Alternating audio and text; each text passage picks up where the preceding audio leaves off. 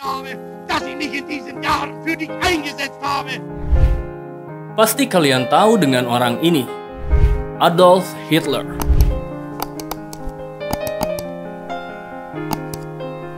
Dia adalah orang yang paling berpengaruh atau bisa disebut sebagai penyebab atas terjadinya perang yang menghabiskan kematian sekitar 55 juta jiwa di seluruh dunia. Perang ini adalah konflik terbesar dan paling destruktif sepanjang sejarah. Lalu, bagaimana perang ini bisa terjadi? Simak video ini sampai akhir karena PNF Story akan membahas kisahnya. Selamat datang di Perang Dunia Kedua.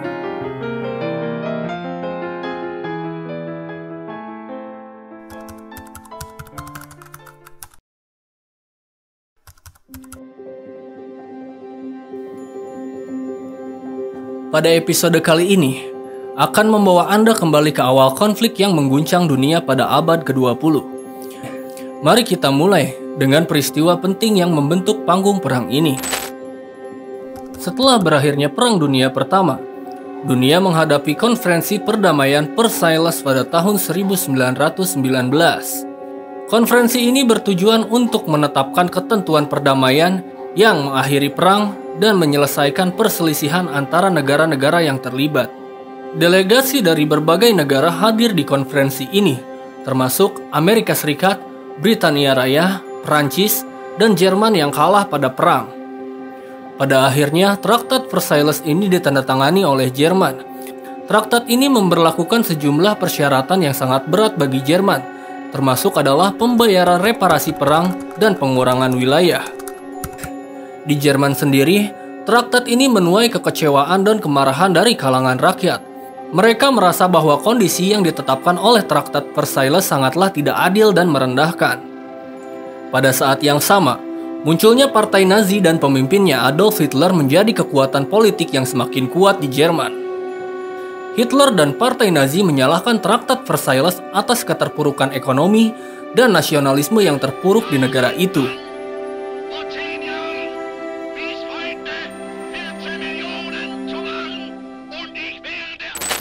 Partai Nazi atau Partai Buruh Sosialis Nasional Jerman didirikan pada tahun 1920. Partai ini awalnya hanya memiliki pengaruh yang terbatas. Namun, dengan kepemimpinan seorang Adolf Hitler, mereka segera menjadi kekuatan politik yang signifikan. Adolf Hitler adalah seorang veteran Perang Dunia Pertama, bergabung dengan Partai Nazi pada awalnya sebagai agitator atau pembicara yang karismatik. Dengan oratorinya yang berapi-api, Hitler mampu mempengaruhi dan menginspirasi massa dengan retorika nasionalis, antisemit, dan anti-komunis.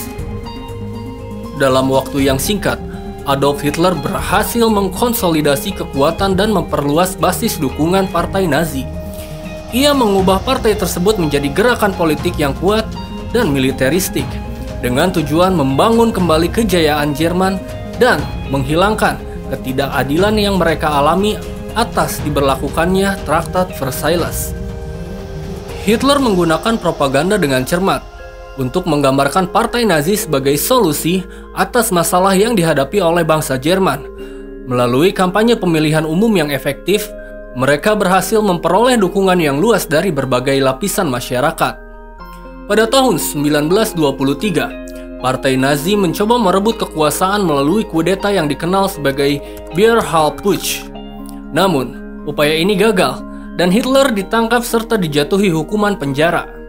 Selama di penjara, Hitler menulis sebuah buku autobiografi dan manifesto politiknya yang terkenal, yaitu Mein Kampf atau Perjuanganku.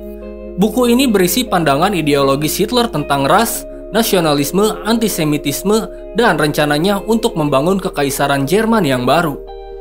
Setelah dia bebas dari penjara, Hitler dan Partai Nazi terus mendapatkan dukungan yang semakin besar dalam pemilihan umum pada tahun 1933. Pada tahun itu, mereka berhasil mengambil alih kekuasaan Jerman dan Hitler diangkat menjadi kanselir.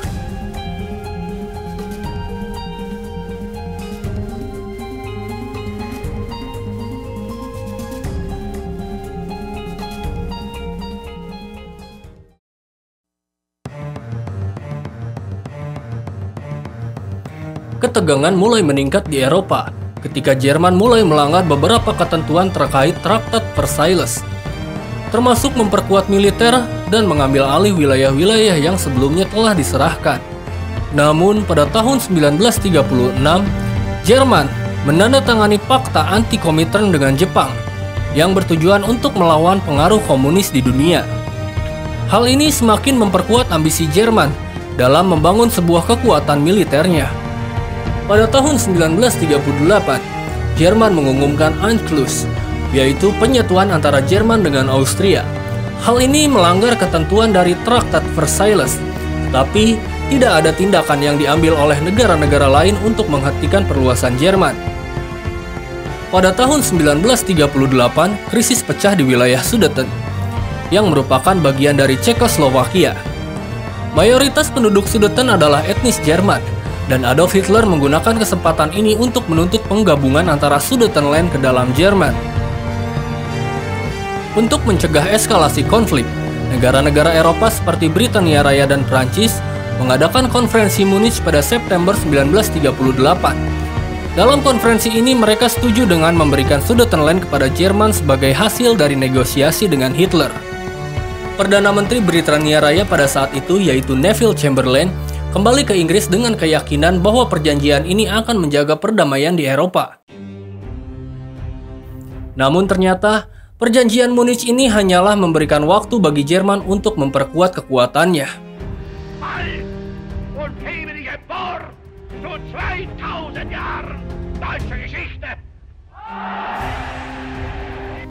Dan akhirnya, pada 1 September 1939, Jerman melancarkan serangan besar-besaran ke Polandia.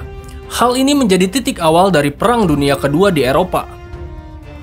Pasukan Jerman yang dilengkapi dengan taktik perang cepat yang dikenal sebagai Blitzkrieg menyerbu Polandia dengan kekuatan yang sangat besar. Serangan ini sangat mengejutkan Polandia dan tak dapat diatasi oleh pertahanan mereka yang lemah. Kota-kota di Polandia menjadi target pengeboman yang menghancurkan, dan pertempuran berkecamuk di berbagai front. Polandia berjuang dengan gigih, tetapi pasukan Jerman yang superior berhasil menguasai sebagian besar wilayah dalam waktu yang singkat.